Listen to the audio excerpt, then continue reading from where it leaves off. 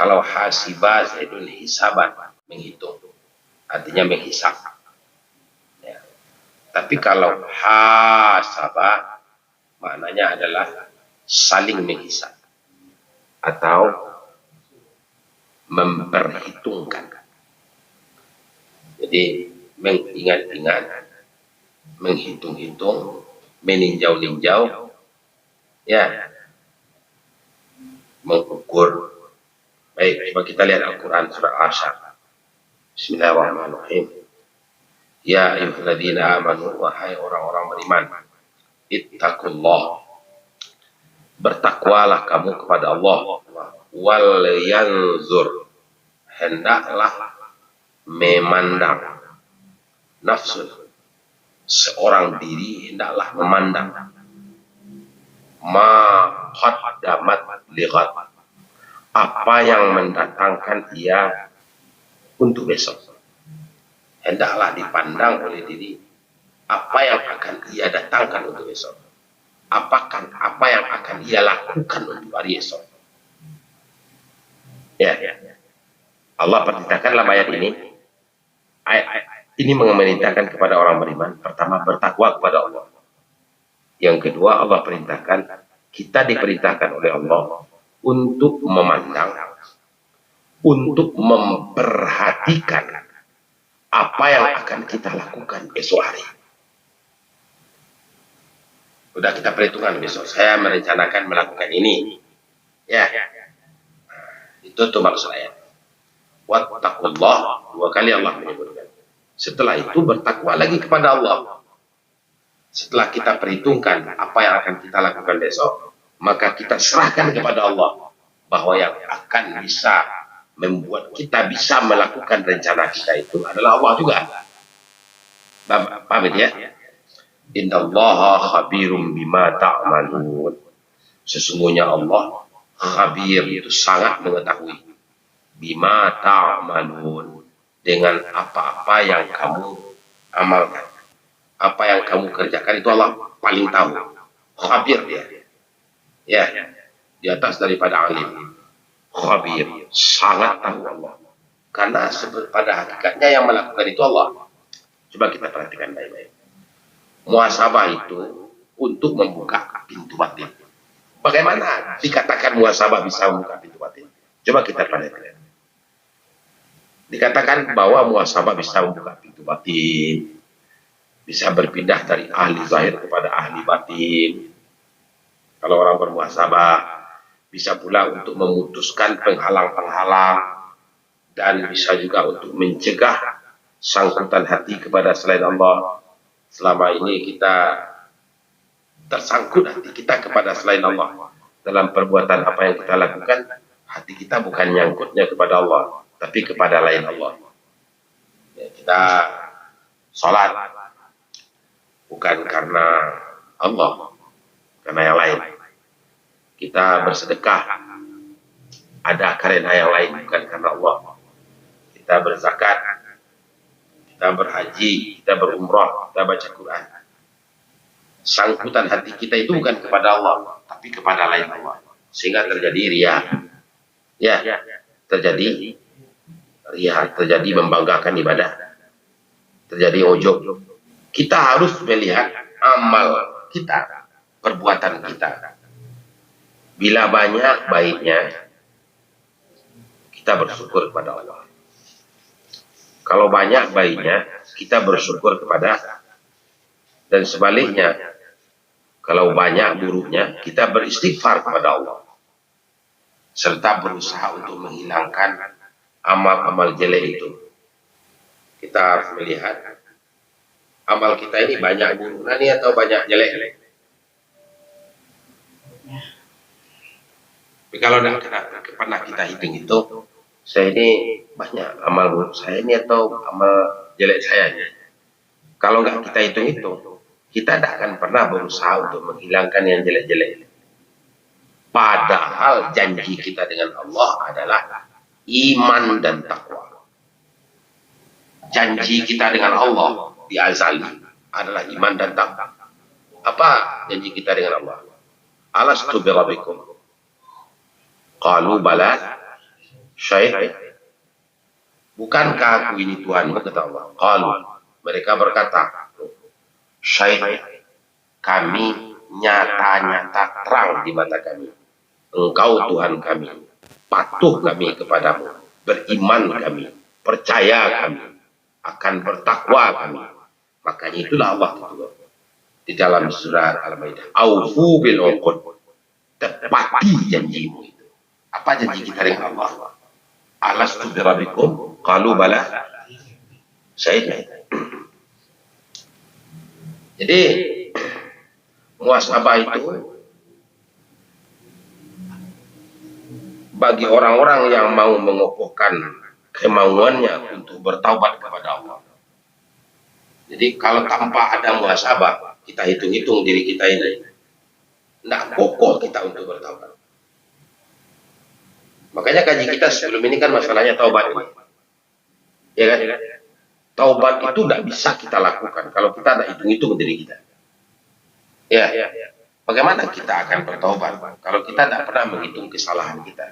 Kita tidak pernah menghitung kelalaian kita.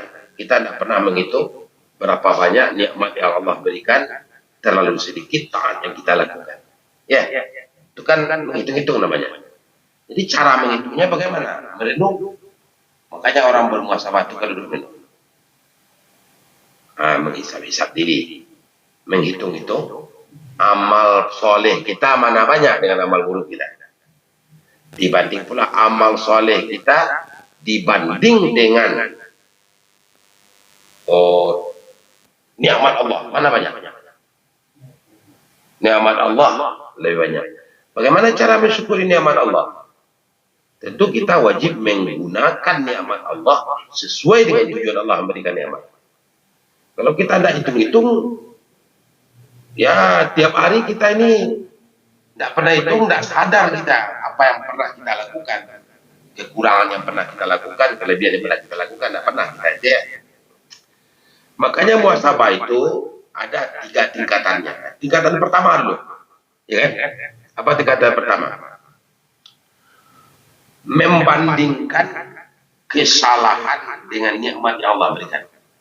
Kesalahan yang kita lakukan, dosa yang kita lakukan, coba kita perbandingkan dengan nikmat Allah yang Allah berikan. Mana yang banyak dosa yang kita lakukan, kita banding. Ini bukan baik-baikan, bukan ketaatan. Kita bandingkan dosa yang kita lakukan. Kita bandingkan dengan nikmat Allah yang Allah berikan kepada kita. Mana banyak nikmat yang Allah berikan dengan dosa yang kita buat? Banyak nikmat Allah. Karena dosa masih bisa kita hitung. Tapi kalau nikmat Allah, wa in ta'udu nikmat Allah la tuhsu. Ini bedanya ngaji tasawuf dengan ngaji bukan tasawuf. Ini kuncinya nih. Mana yang banyak kesalahan dosa dengan nikmat yang Allah berikan kepada kita. Banyak nikmat. Tapi kalau dibanding nikmat Allah dengan dosa kita, mana banyak? Masih banyak nikmat Allah. Udah banyak dosa kita, belum Allah hukum juga kita kan. Pantasnya udah banyak yang mati kita. Pantasnya udah banyak yang potong tangan manusia. Pantasnya udah banyak yang potong kaki. Karena banyak yang korupsi, banyak yang berzina, banyak yang mabuk, banyak yang maling. Iya kan? Dosa. Tapi nikmat Allah luar biasa banyak. Itu yang harus kita pikirkan. Kalau sudah paham kita bahwa nikmat Allah jauh lebih banyak daripada dosa yang kita lakukan, maka kita yakin betul Allah itu lapang. Allah itu lapang. Tidak pelit Allah itu berikan ampun. Nah, oleh karena itu, nikmat itu apa tuntutan atas nikmat? Tuntutan nikmat itu adalah disyukur. Kalau tak disyukuri nikmat itu, maka kita namanya kafir zindik. Apa namanya? Jadi jangan dipandang lagi dosa. Yang dipandang itu apa? Nikmat Allah banyak yang kita diberikan Allah, yang belum disyukuri.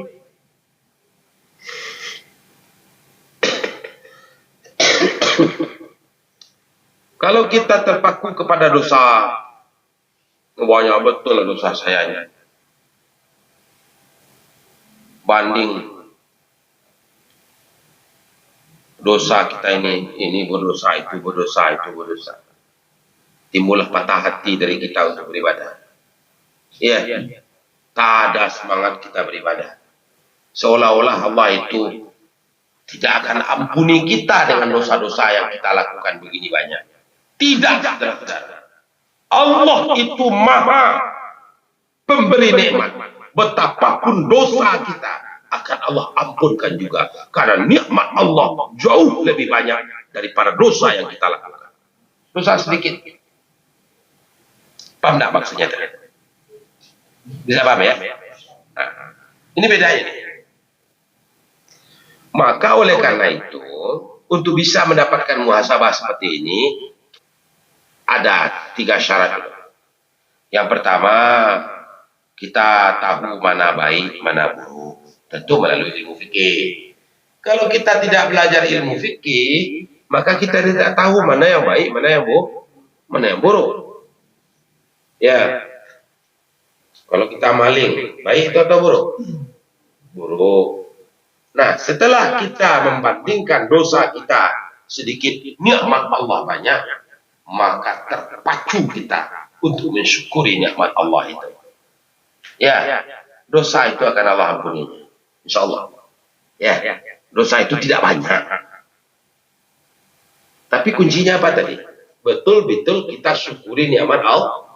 Syukuri nikmat Allah. Yang kedua, kita menganggap bahwa nafsu kita itu sumber kejahatan. Wajib kita pahami bahwa yang membuat kita berbuat jahat itu adalah nafsu. Apa tubuh kasar.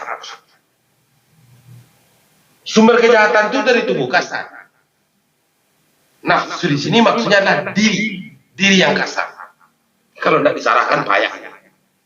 Diri yang kasar, tubuh ini. Ini dia tak kenal hal haram ini, ale.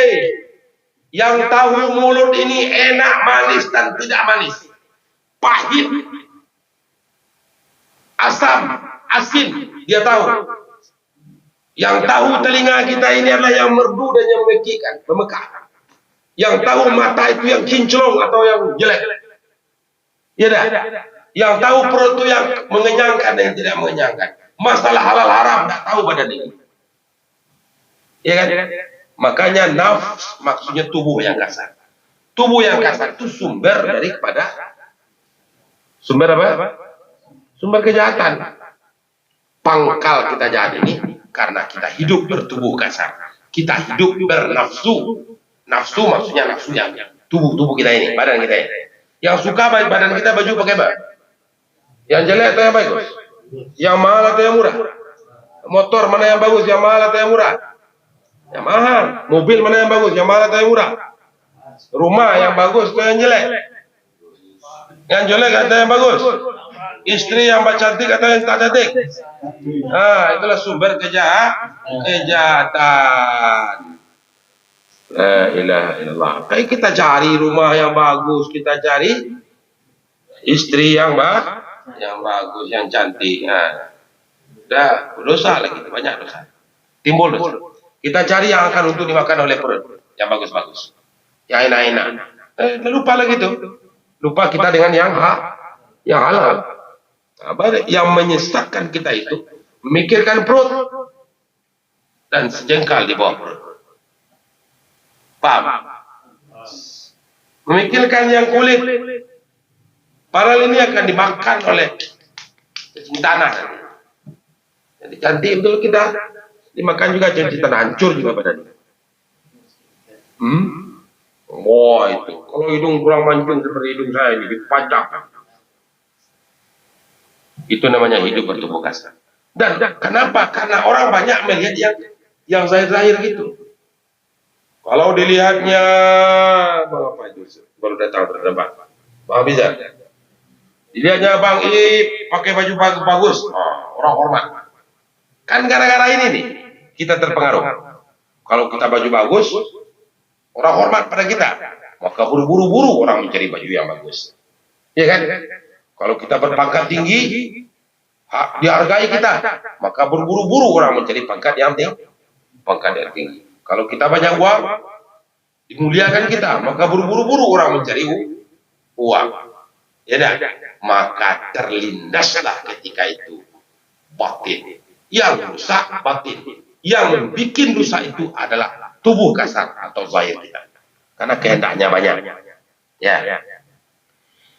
Yang kedua, yang ketiga, membedakan antara ihsan dan istidraj. Hati-hati. Jadi jangan sama aja ihsan dengan istidraj. Kita jelas kena istidraj, dianggap juga ihsan. Jangan kacau lah. Apa beda dalam pandangan tasawuf ihsan dengan istidraj? Jangan pahami ihsan dan istidraj. Bila mana kita melihat bahwa nikmat itu datang dari Allah, penyebab kita dapat berkumpul dengan Allah. Dalam pandangan kita, bahwa nikmat itu dari Allah.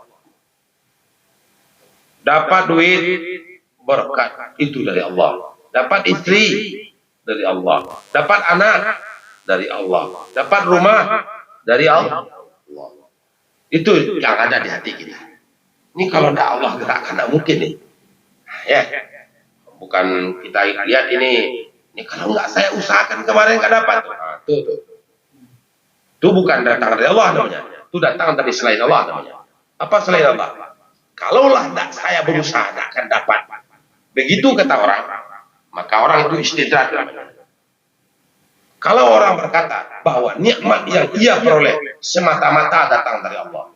Kalaulah tidak Allah berikan saya kaki, kalaulah tidak Allah berikan saya lidah, kalaulah tidak Allah berikan saya kudrat dan iradat, mungkin saya tidak akan bisa untuk mengambil itu. Hakikatnya Allah lah yang memberikan rezeki itu untuk saya, tidak ada yang lain. Paham itu?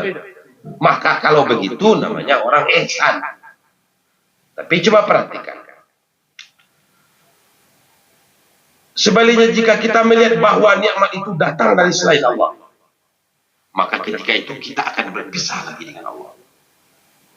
Tapi kalau kita lihat bahwa nikmat itu datang dari Allah, maka kita akan dekat dengan Allah. Allah akan kita mengakui keberadaan Allah. Wujud Allah kita akui. Bahwa Allah memang hadir ketika kita dalam kesusahan. Ya, bahwa Allah betul-betul hadir ketika kita dalam kesulitan. Oh, sebetulnya orang sudah banyak sumpah serapah dengan kita, Bapak-bapak. Tidak. Jangan dianggap aja kita aman-aman ini, Bang Amir. Banyak orang yang mengutuk-ngutuki kita. Dari orang tua-tua kita, dari saudara-saudara kita, daripada istri-istri kita kalau banyak istri. Mungkin dikutuk-kutuki kita tiap hari kali. Tidak tahu kita di balik belakang kita. Ya dah. Rendah-rendahkan kita, tak tahu kita Pak. Di muka saja ini orang baik-baik dengan kita. Ya dari ya. Jangan anggap aman-aman aja kita nih. Kenapa begitu saya katakan? Kalau kita menganggap bahwa apa yang kita peroleh nyata-nyata dari Allah, maka Allah menjadi teman kita. Kalau kita menganggap bahwa nikmat yang kita peroleh itu adalah semata-mata karena diri kita, karena hebat kita, karena kepandaian kita, karena kepandaian kita, karena bos, karena orang lain, maka Allah jauh dari kita. Allah tak jadi teman kita. Kalau Allah tak jadi teman kita, namanya kita istidraj. Apa namanya? Kalau yang ihsan bagaimana? Kita pandang nikmat Allah adalah memang Allah yang memberikan nikmat kepada kita. Kurnia yang kita peroleh itu semata-mata karena kurnia Allah, karena kasih sayang Allah, karena pemberian Allah. Tidak ada kita. Jadi mengosongkan kita itulah yang kerja kita dalam kajian tasawuf tauhid. Mengosongkan kita. Jangan anggap juga kita karena berhasil karena piawai kita. Tidak ada itu. Banyak orang lebih piawai dari kita tidak berhasil juga loh. Ya dah. Banyak juga orang lebih bodoh dari kita, tetapi berhasil ya. Siapa yang memberikan itu? Allah. Jadi kita tidak perlu ragu-ragu ini bahwa untuk menyelesaikan urusan kita, baik pesantren kita, mau surau kita, mau jamaah kita, mau masyarakat kita, mau tetangga kita, Allah yang akan menyelesaikan. Tidak perlu kita pusing-pusing. Kita punya Allah. Takbir. Allah. Nah yang kedua ya, muhasabah tingkat 2. Ini lebih berat nih, muhasabah tingkat 2.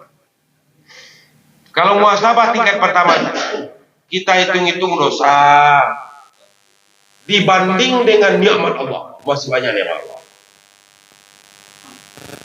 Mana banyak dosa kita dengan nikmat Allah? Lah sebanyak kerusun di pokok ya. Allah yang nikmat kau baru. Ndak Allah bukakan aib awak ke dalam ini loh. Betul? Ndak Allah langsung azab awak doh. Nggak ada Allah azab kita langsung. Coba kalau dia azab langsung, bengkok gini tangan, kencong hidungnya. Tapi Allah tak lakukan begitu loh. Karena sayangnya Allah ya, karena Rahman dan Rahimnya Allah. Allah tunda-tunda terus, ditunggu-tunggu oleh Allah waktu kita untuk bertobat. Ditunggu oleh Allah waktu kita untuk bertobat. Coba saya tanya, ibadah yang kita lakukan itu punya kita atau punya Allah? Terlalu. Kita beribadah itu dengan kudrat siapa? Allah. Dengan iradat siapa? Allah. Iya dah. Berarti kita beribadah itu punya Allah, tidak ada punya kita. Milik Allah ibadah kita. Karena yang menggerakkan kita Allah, yang punya badan kita Allah. Kita punya apa? Kita tidak punya apa-apa. Paham kita ini nih, ini yang dikatakan muhasabah. Kalau kita masih menganggap bahwa kita sudah salah, ya apalagi kan saya sudah salah, kan saya sudah puasa, masih terasa oleh kita yang salah, kita yang puasa. Itu namanya nggak ngitung-ngitung diri itu. Orang yang ngitung diri sesuatu yang milik Allah, seperti ibadah-ibadah yang baik, ibadah-ibadah baik yang fardu maupun yang sunat. Yang manfaatnya semuanya ibadah-ibadah milik Allah itu untuk kita. Bukan untuk Allah manfaatnya. Ibadah yang kita lakukan punya Allah. Manfaatnya untuk kita. Bukan untuk Allah. Apa manfaatnya di dunia? Tenang hati kalau beribadah. Ya, tingkat pertama orang muhasabah itu dihitung dosa kita. Kita wajib hitung dosa kita. Dihitung nikmat Allah, masih banyak nikmat Allah. Artinya kita punya harapan untuk terhapus dosa kita. Karena nikmat Allah masih banyak. Paham tak maksudnya itu? Nah, yang kedua, kita hitung nih bahwa ibadah yang kita lakukan ini milik Allah. Ibadah itu milik siapa? Maksud milik Allah nih, yang kita pakai untuk ibadah, badan punya siapa? Kudrat punya siapa? Ini kita lakukan punya Allah semuanya. Berarti ini milik Allah loh. Paham enggak? Kalau dia milik Allah, manfaatnya untuk kita. Apa manfaatnya kita beribadah itu? Sehat badan kita. Orang yang rajin sholat akan sehat badannya. Ya, orang yang rajin sholat akan tenang pikirannya. Orang yang rajin zikir akan jernih cara berpikirnya. Ya dah, orang yang rajin baca Quran akan terbuka pintu hidayah. Wa iza tuliyat alaihim ayatu zadathum iman. Dibacakan ayat kepada mereka. Apalagi mereka yang baca. Sedangkan dibacakannya dia duduk, didengarnya aja orang percaya. Wa iza tuliyat alaihim ayatu zadathum iman. Ayat itu bisa menambah iman mereka. Apalagi kalau dia yang membaca. Itu Quran dong. Nah, yang harus difahami pada tahap yang kedua ini agak berat-berat mudah nih Pak. Ya, sesuatu yang milik Allah seperti ibadah, baik ibadah fardu atau ibadah sunat, yang manfaatnya untuk kita. Apakah itu dari kita atau dari Allah? Itu dari Allah. Oleh-oleh dari Allah untuk kita. Allah berikan kita tenaga untuk beribadah. Allah berikan kita badan untuk beribadah. Sudah diberikan badan, diberikan pula tenaga. Diberikan pula manfaat dari ibadah. Itu adalah dari Allah. Itu dari Allah. Maka tidak berhak bagi kita menuntut upah. Kalau dalam ibadah tidak ada nih supaya saya dapat surga, itu salah. Ya, kalau saya ibadah sholat ini, mudah-mudahan saya diberi Allah nanti surga, dihindarkan dari neraka. Terus apa lagi? Supaya saya ada banyak dapat rezeki. Ada orang beribadah untuk mendapat rezeki. Banyak. Apalagi supaya dapat ini, dapat itu.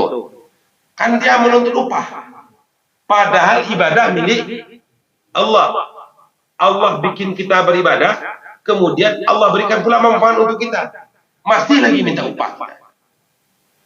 Apabila kita melakukan dosa,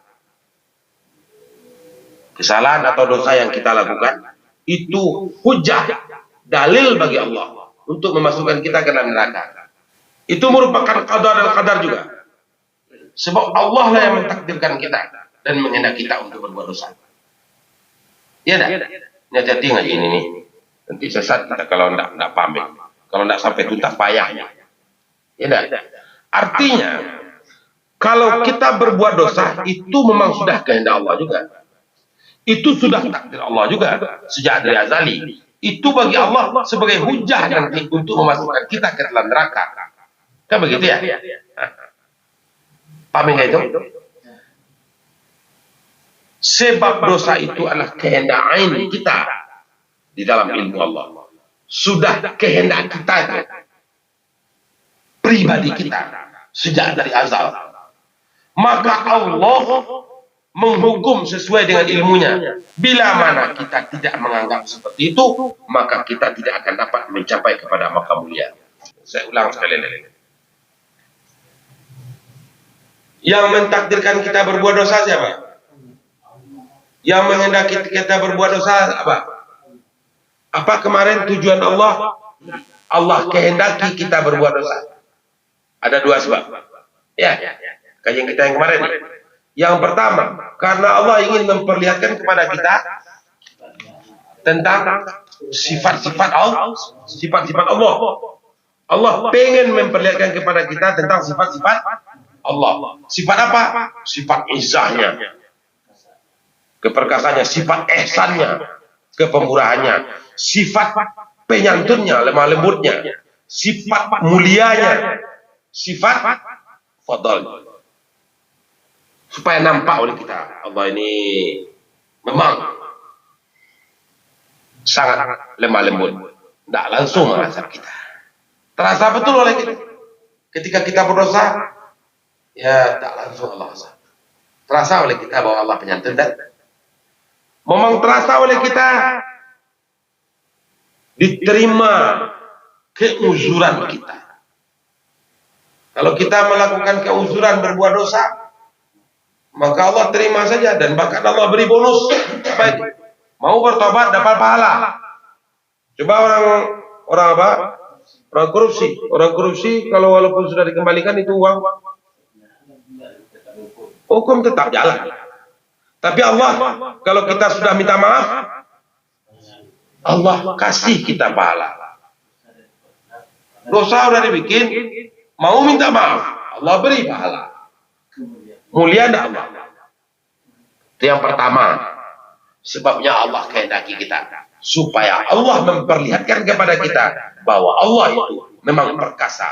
Kita tak bisa menolak dari berbuat dosa. Memang Allah itu pemurah. Allah tutup aib kita. Walaupun kita tiap hari berbuat dosa. Ya. Allah penyantun, lemah lembut. Allah biarkan kita melakukan dosa, tidak segera Allah memang pemurah. Allah memang mulia. Dia terima keuzuran-keuzuran kita. Tidak sanggup kita berdiri, boleh duduk dalam bertobat.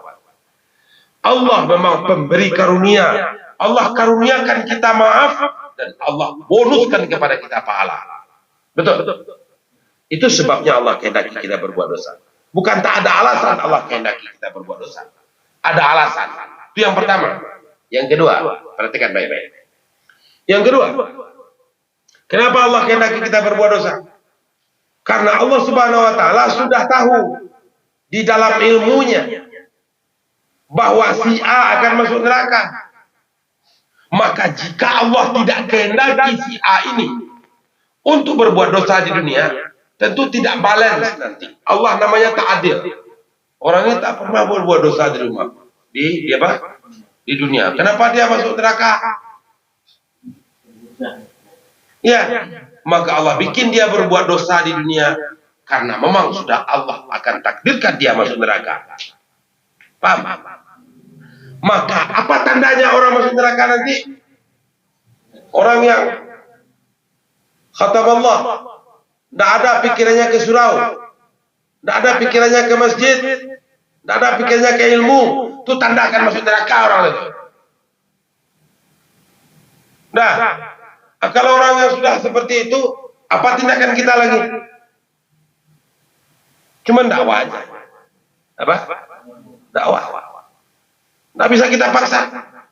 Sedangkan Nabi saja bersifat menyampaikan. Balik.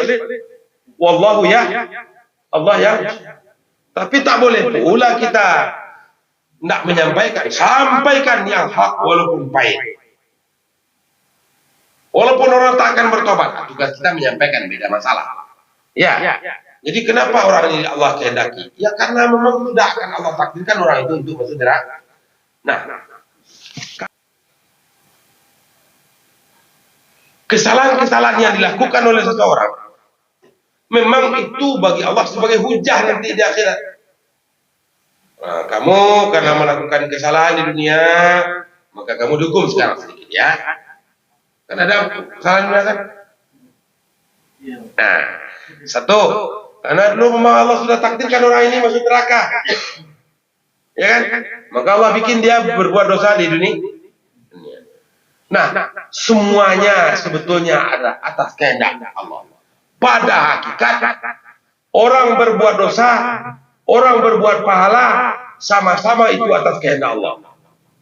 Kalau sudah terasa oleh kita, lepas Allah saja, maka kita tidak memandang yang zahir lagi. Kalau pandangan zahir, segala perbuatan yang salah kita sandarkan kepada diri kita. Begitu kan dalam ilmu syariat? Kalau perbuatan baik kita sandarkan kepada Allah. Kan cuma nisbahnya saja. Dinisbahkanlah perbuatan baik kepada Allah, dinisbahkan perbuatan jahat kepada diri sendiri.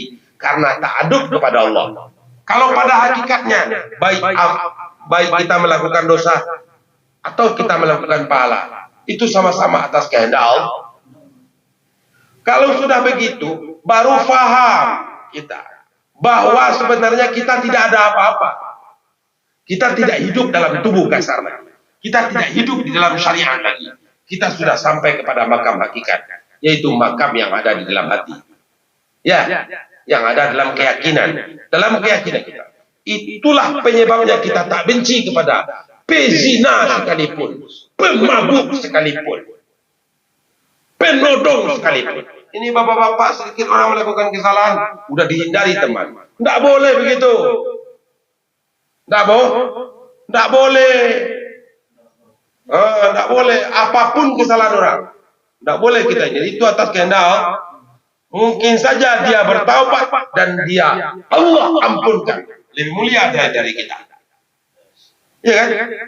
Kan mungkin saja dari satu saat dia bertobat, dia kan belum mati itu. Tidak. Kemudian Allah terima taubatnya. Ternyata kita karena selalu nyalahin orang, nah Allah terima kita ngeyel ente kita Allah. Nah Allah terima kita punya taubat. Maka Allah terima taubat orang yang berdosa. Siapa yang masuk surga? Orang itu kita. Makanya jangan hujat pelaku maksiat, jangan hujat pelaku mungkaran, tetapi sayangilah mereka. Bagaimana cara menyayangi? Kita datang ke sana untuk berdakwah, kita datang ke sana untuk amar ma'ruf nahi munkar. Begitu cara kita. Kita sampaikan dengan mereka dengan qaulan laina, dengan bahasa yang lemah lembut.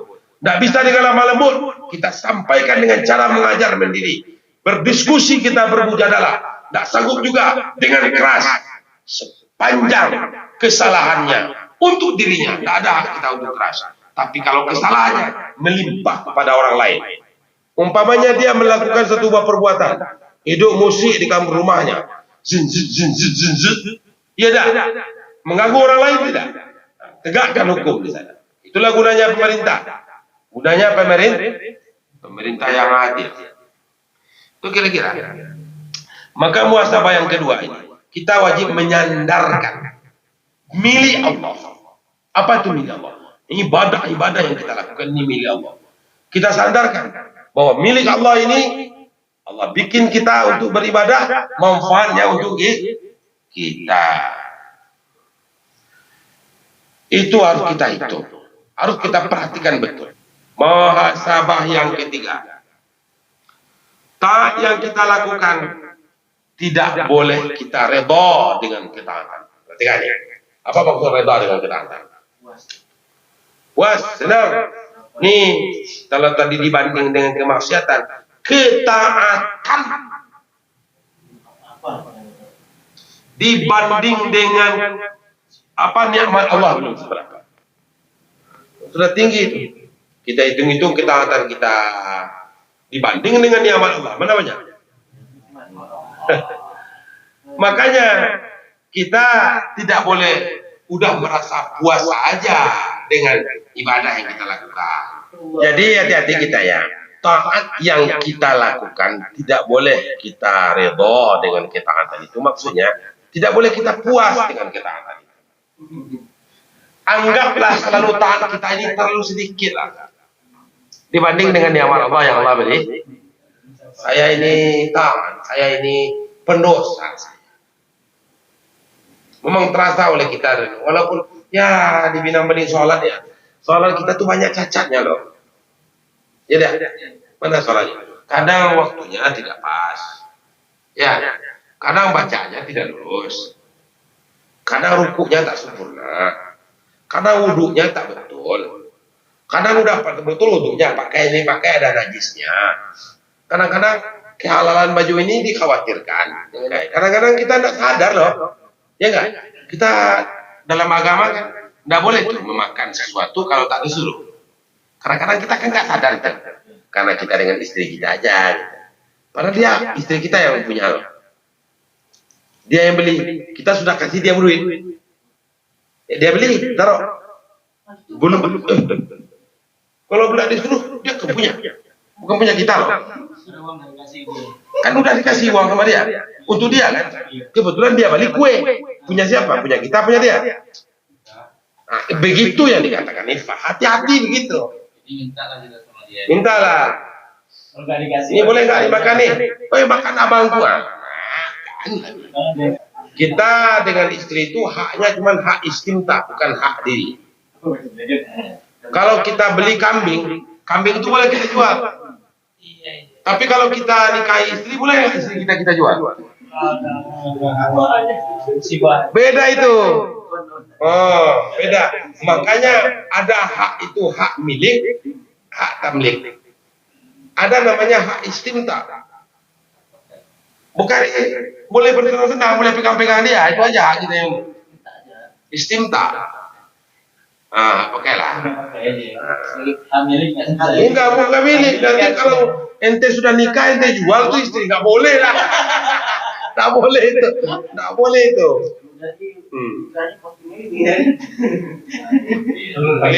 Ini milikku katanya. Sesat.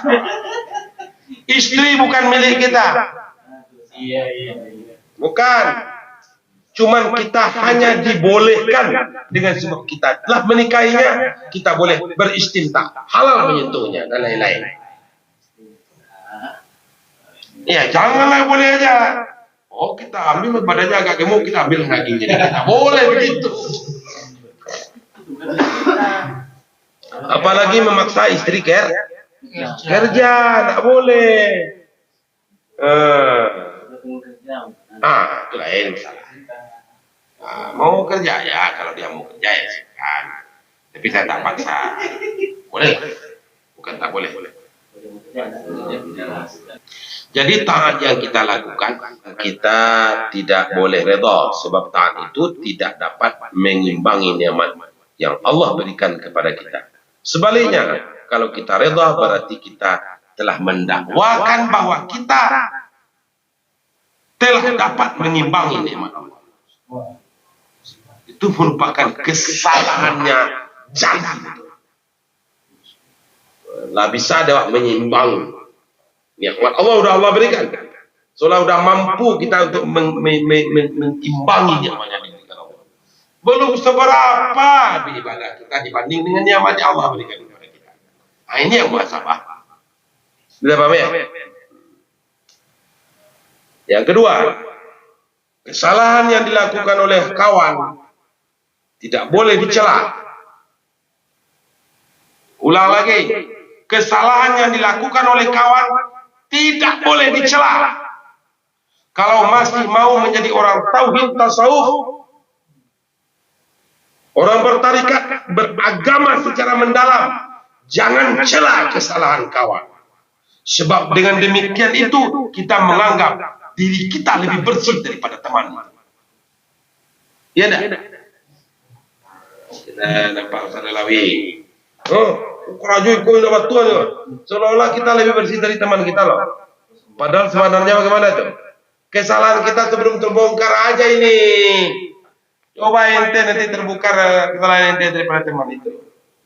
Nah, itu aja. Makanya tak boleh kita mencela kawan yang melakukan kesalahan. Apalagi mencela kawan tak salah. Ini tak salah kawan dicela-cela. Tak jelas ujung pangkalnya dicela-cela. Digunjingkan di mana-mana, direndahkan. Nah, tak boleh itu. Ya. Kita menganggap diri kita bersih dan berbuat kesalahan dari berbuat. Maka bahayanya lebih besar untuk kita itu. Orang yang melakukan kesalahan nantinya mungkin dia lebih baik dari kita. Diterima oleh Allah taubatnya. Dijadikan dia oleh Allah sebagai penduduk surga. Kita yang menghina mencelanya, Allah tempatkan kita dalam neraka. Maka orang tauhid tasawuf diharamkan mencela kawan. Paham? Tidak boleh. Negur yang santai-santai aja, janganlah dengan nada merendahkan, tak boleh. Ya, tak boleh. Tersinggung orang dengan kita, tak boleh. Ya, kita paham itu ya. Tak boleh. Jadi bermuhasabah model yang tiga inilah yang dikatakan muhasabah dalam bab kita. Bukan muhasabah selalu membayang-bayangkan ayah dan ibunya. Untuk apa dibayangkan ayah dan ibu kita? Betapa susahnya ayah ibumu untuk mendidikmu sejak kamu kecil dulu. Kemudian dia menangis menyusukan kamu 5 bulan, 9 bulan dalam kandungan, berat di atas berat, susah dia mendidikmu. Itu bukan muhasabah. Tapi kita, yang pertama dulu, kita banding-bandingkan dosa kita yang kita lakukan dengan nikmat Allah. Tahap pertama. Yang kedua, bahwa ibadah yang kita lakukan ini semata-mata adalah milik Allah. Manfaatnya adalah untuk kita. Yang ketiga, seluruh ibadah kita ini kita tidak mau redha dengannya. Karena ibadah yang kita lakukan ini belum sebanding dengan nikmat Allah berikan. Itu poin dari muhasabah. Beda dengan muhasabah yang dikerjakan orang. Bedalah. Siang malam itu. Jadi kita menghilangkan wujud diri di sini. Menghilangkan wujud diri. Menghilangkan keakuan. Kan kita masih merasa mengaku bahwa kita yang beribadah, bahkan bahwa kita yang berbuat dosa, kan begitu. Sementara kalau tidak Allah kehendaki kita berbuat dosa, makanya sedih-sedih betul. Makanya dalam kajian kita, kalau kita menyesal berbuat dosa, sekedar saja menyesalnya, dan yakinilah, husnuzanlah, Allah telah maafkan kita. Kalau Allah sudah maafkan kita, maka kita akan bisa dekat dengan Allah. Kita berkawan lagi dengan Allah. Maka Allah itu menjadi apa? Kita menjadi Khalilullah, teman Allah. Kalau tidak, kita menjadi musuh Allah. Kita anggap bahwa perbuatan kita ini adalah dari kita. Jadi musuh Allah kita langsung. Tapi segala nikmat yang Allah berikan kepada kita ini memang terasa oleh kita itu dari Allah. Allah jadi teman kita. Ya dah, kita terbimbing gitu. Lepaskanlah keakuan kita. Ini kaji untuk melepaskan keakuan. Memang kita yang bekerja. Bang Ip yang datang ke mana kedainya di Jodoh. Memang pagi-pagi udah datang ke sana. Dingin-dingin loh. Ya dah, oh kita yang lain. Tapi ingat, kita bisa pergi enggak kalau enggak kita engkol motor itu. Enggak kita gas. Tangan kita menggas punya siapa nih? Punya Allah. Tenaga yang menggas, tenaga siapa tuh? Tenaga punya Allah. Yang punya kita apa? Enggak ada. Nah itu. Itu yang harus difahami betul. Kalau tidak kita pahami itu, ya ada tambah-tambah kaji kita, ada tambah marifat kita. Kita masih menyandarkan diri kita kepada kita. Tidak menghilangkan anania, tidak menghilangkan wujud diri. Daripada kali ya. Subhanallah bihamdi, subhanakallah wa bihamdika, asyhadu an la ilaha illa anta astaghfiruka wa atubu ilaik. Alhamdulillah.